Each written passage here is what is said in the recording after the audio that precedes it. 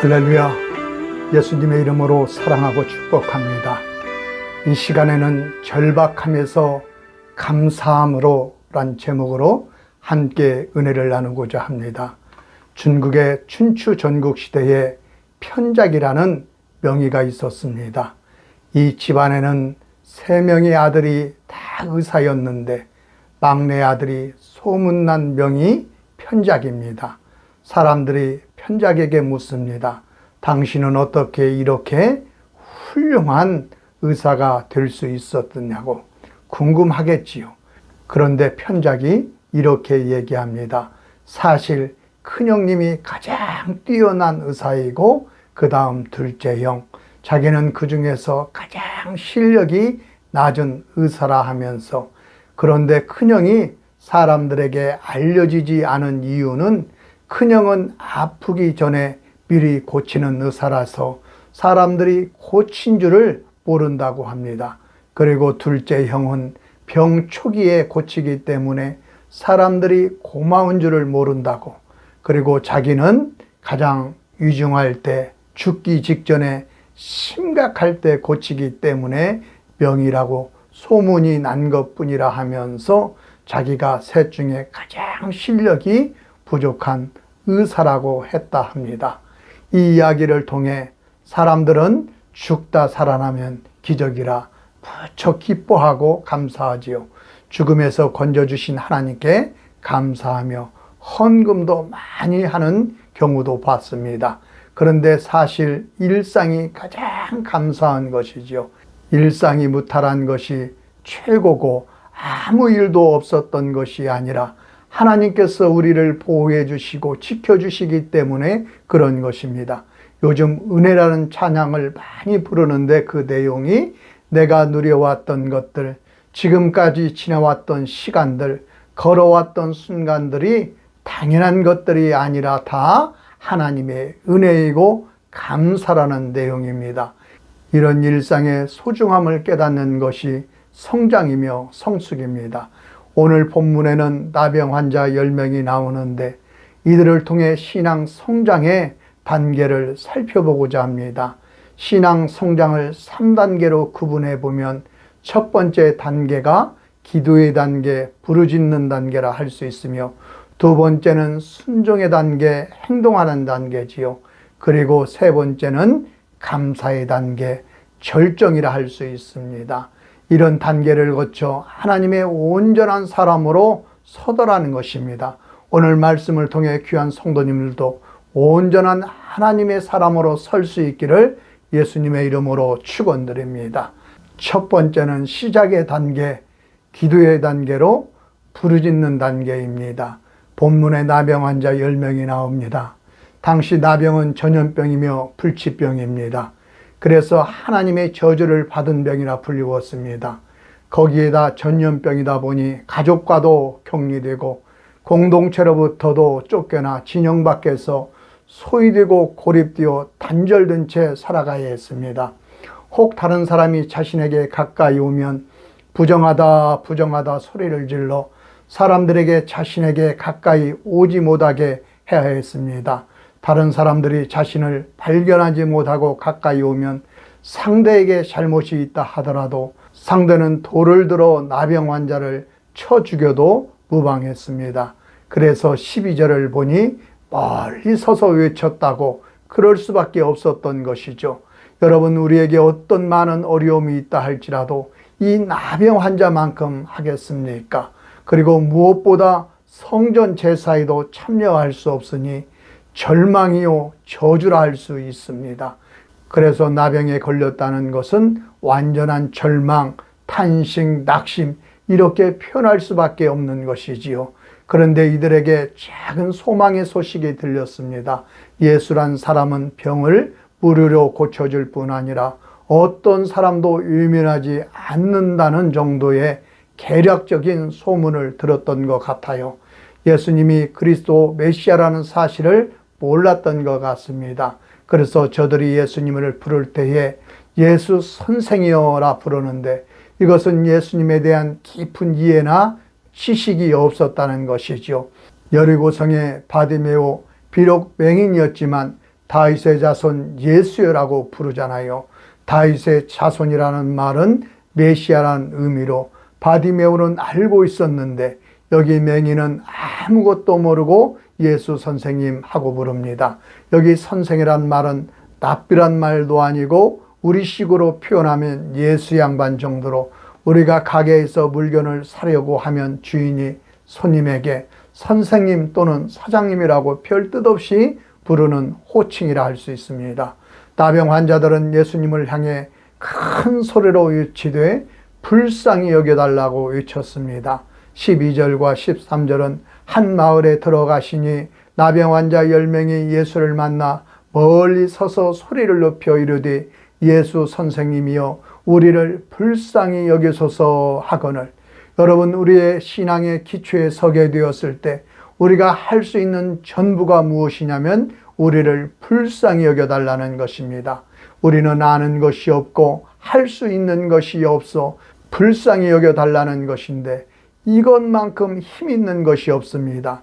불쌍히 여겨달라는 프랑크 리조마이라는 말로 신약 성경에 16번 기록되어 있는데 15번 기적이 일어났고 그리고 나머지 한 번은 선한 사마리아 여인에게 표현된 말로 여기에도 기적이라면 기적이죠. 구원의 역사가 있었으니 불쌍히 여김을 받으면 다 기적이 일어났습니다. 그래서 기도와 간청은 기도의 통로입니다. 내가 하나님 앞에 아무것도 몰라도 하나님 나를 불쌍히 여겨달라고 기도하면 치유와 기적이 나타나는 것입니다.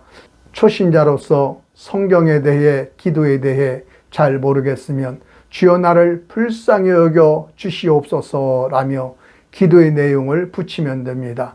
이것이 기도입니다. 예를 들면 주여 나를 불쌍히 여겨 주옵소서. 나는 병자입니다. 나의 암을 고쳐 주시옵소서. 주여 나는 파산 직전에 있습니다. 나를 불쌍히 여겨 주시옵소서. 주여 저는 변변한 직상이 없습니다. 불쌍히 여겨 주시옵소서. 주여 모든 사람이 나를 외면하고 떠났습니다. 불쌍히 여겨 주시옵소서. 주여 나를 도울 자가 없나이다. 불쌍히 여겨 주시옵소서. 주여 저는 결혼해야 합니다. 불쌍히 여겨 주시옵소서. 이렇게 불쌍히 여겨달라는 이 모든 내용이 기도입니다. 여러분 염려 근심이 있습니까? 다 기도입니다. 내 불쌍한 모습을 묘사하는 것입니다. 그럼 주님께서 불쌍히 여겨 주시는 것입니다. 이렇게 기도하면 기도가 결코 어려운 것이 아니라는 것을 알게 될 것입니다. 누가복음 18장을 보면 바리새인과 세리의 기도가 비교하여 나옵니다. 바리새인은 나는 11조를 드린다, 금식을 한다며 자랑하듯이 기도했습니다. 그런데 세리는 자랑보다는 죄지은 것밖에 생각나는 것이 없기에 멀리 서서 가슴을 치며 주여 불쌍히 여겨소서 했더니 예수님께서는 바리새인보다 세리가 더 의롭다 말씀하셨습니다. 불쌍히 여기소서, 이것이 기도의 전부가 될 수 있다는 것입니다. 불쌍히 여기소서, 이것같이 강력한 기도가 없다는 것입니다. 그러므로 신앙 성장의 기본은 이것부터 해야 합니다. 저는 죄인입니다. 병자입니다. 부족합니다. 불쌍히 여겨 주옵소서. 이런 기도의 단계가 기본이며 1단계라 할 수 있습니다. 2단계는 순종의 단계로 움직이며 행동해야 하는 단계입니다. 14절을 보니 내 병을 제사장에게 보이라 하잖아요. 레위기 13장 17절을 보면 제사장은 그를 진찰하여서 환자를 정하다 할지니 그는 정하니라. 나병이 다 나았음을 제사장이 확인해 주어야 다시 가정으로 공동체로 돌아갈 수 있었습니다. 그런데 본문의 특이점은 예수님께서 너희 병을 제사장에게 보이라는 시점이 아직 병을 고침받지 않은 단계라는 것입니다. 고침받기 전에 그냥 가래요. 그런데 언제 고침을 받아요? 그 말씀을 듣고 순종하여 가는 도중에 고침을 받았습니다. 14절 보시고 이르시되 가서 제사장들에게 너희 몸을 보이라 하셨더니 그들이 가다가 깨끗함을 받은지라. 그러니까 말씀을 듣고 가는 중에 깨끗함을 받았다는 것이죠. 나병 환자들은 일반 사람들 앞에 나가면 돌에 맞아 죽었어요. 그런데 아직 낫지 않은 부정한 상태로 나가면 맞아 죽어요. 그런데 그들은 돌팔매질을 당할 위험을 무릅쓰고 제사장에게 나가는 순종을 보였습니다. 피조물 중에 최고의 영광은 하나님의 말씀이 나로 인하여 성취되는 것이거든요. 이 10명의 나병 환자들 말씀에 순종하여 행동하니 그 말씀이 그들 안에서 성취됩니다. 야고보서는 행함이 없는 믿음은 죽은 것이니라. 행동해야 한다는 것이죠. 영혼이 없는 몸이 죽은 것 같이 행함이 없는 믿음도 죽은 것이니라. 움직여야 한다는 것입니다. 행동해야 한다는 것입니다. 성경의 제자들과 평신도들의 기적이 제일 많이 기록된 곳이 사도행전입니다. 그 영어 제목이 액츠, 행동이라 하잖아요. 그러니까 믿음은 지식적 동의와 공감이 아니라 행동으로 순종할 때 능력과 기적이 일어나는 것입니다. 여러분의 삶 속에도 이런 행함으로 말미암아 능력과 기적이 있기를 축원드립니다. 그런데 우리가 영적 슬럼프에 빠지면 꼼짝하기가 싫습니다. 움직이지를 않아요. 믿음의 움직임과 행동이 있어야 합니다. 누가복음 5장을 보면 베드로가 밤새도록 그물을 던졌지만 고기 한 마리 잡지 못했다 하잖아요. 그런데 예수님께서 깊은 데로 가서 그물을 내려 고기를 잡으라 하니 베드로가 선생님, 우리들이 밤새도록 수고하였지만 잡은 것이 없지만은 말씀에 의지하여 그물을 내리겠습니다 하고 행동으로 순종하니 그 말씀이 그대로 성취가 됩니다. 16절을 보니 그렇게 하니 고기를 잡은 것이 심히 많아 그물이 찢어지는지라. 패턴이 똑같습니다. 어떤 조짐도 없고 보이는 것도 없고 결과도 없지만 말씀에 순종하여 행동하니 말씀이 성취되고 실현되더라는 것입니다. 순종해야 결과가 있고 행함이 있어야 기적이 있고 행동해야 고침이 있고 움직여야 변화가 있는 것입니다. 이런 과정을 통해 우리의 신앙은 더 성장하고 깊어지는 것입니다. 3단계는 절정의 단계로 감사입니다. 성경은 믿음에는 30배, 60배, 100배의 결실을 약속하고 있지만 우리의 현실은 이렇게 열매를 거두지 못하는 경우가 허다합니다. 그냥 하나님께서 살아계셔서 내 삶을 도와주셨다는 간증 정도로 끝나는 경우가 많습니다. 30배, 60배, 100배의 결실이 있기 위해서는 감사가 절대적이라는 것입니다. 10명의 나병 환자가 고침을 받았는데 한 사람만 돌아와 큰 소리로 감사했습니다. 절박함 가운데 큰 소리로 부르짖던 사람은 10사람이었어요. 그런데 감사한 사람은 한 사람뿐입니다. 우리의 기도가 그렇습니다. 간절함 가운데 큰 소리로 부르짖어 기도하지만 감사의 기도와 중부의 기도는 큰 소리가 거의 없습니다. 즉 절박함을 가지고 큰 소리로 부르짖는 사람은 많은데 큰 소리로 감사하는 사람은 없다는 것이죠. 한 명밖에 없어요. 그런데 예수님은 우리 모두 다 여기 한 사람처럼 되어야 한답니다. 15절과 16절은 그 중에 한 사람이 자기가 낳은 것을 보고 큰 소리로 하나님께 영광을 돌리며 돌아와 예수의 발 아래에 엎드려 감사하니 그는 사마리아 사람이라. 여기 발 아래에 엎드렸다는 것은 예배자가 되었다는 것이죠. 그러니까 우리의 기도에 응답이 있고 역사가 있고 치료받은 후에 우리의 할 일이 무엇이냐? 예배자가 되어야 한다는 것입니다. 예수님 앞에 엎드려 예배하는 것이 감사이고 신앙의 절정이라 할 수 있습니다. 그래서 예배를 통해 다시 힘을 얻고 또 나가서 승리해서 다시 돌아오는 믿음, 그래서 감사함으로 예배하는 선순환이 이루어져야 모든 일에 승리하고 매일매일 승리할 수 있습니다. 이럴 때 폭발적인 30배, 60배, 100배의 결실이 있는 것입니다. 이것은 본능적으로 이루어지는 것이 아니라 훈련으로 다져지는 것입니다. 나병으로 인해 가족과 사이로부터 분리되고 격리되고 소외되고 단절되어 절망했는데 다시 치료받고 회복되어 가족을 만나고 사회적으로 회복되었으니 얼마나 기뻐요. 그럼 본능적으로 가족을 만나고 이전에 친구들을 만나 자랑하는 것이 당연하지요. 그럼 여기 9명에 속한 사람이 되는 것입니다. 이때 할 일이 무엇이냐? 주님께 돌아와 감사로 예비하는 것입니다.